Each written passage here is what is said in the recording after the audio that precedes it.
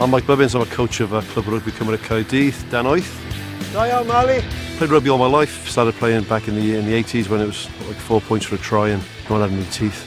But my little boy wanted to start playing rugby about 2 or 3 years ago, and then as we found Club Rugby Cymru Caerdydd, I offered to help out with the coaching. Try to do as much as I can in Welsh. Kids help me with that a lot. If I don't understand something, I'll ask the kids what it is in Welsh, or I'll ask one of the coaches what that is in Welsh. What's Welsh for offside, you know? Cam steady?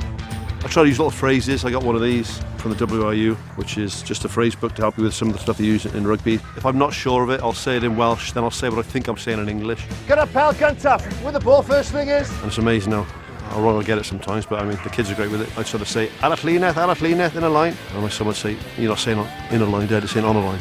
I've been doing it now for 2 years. Hopefully by the time he's playing sort of veterans rugby, when he's about 38, I'll be fluent.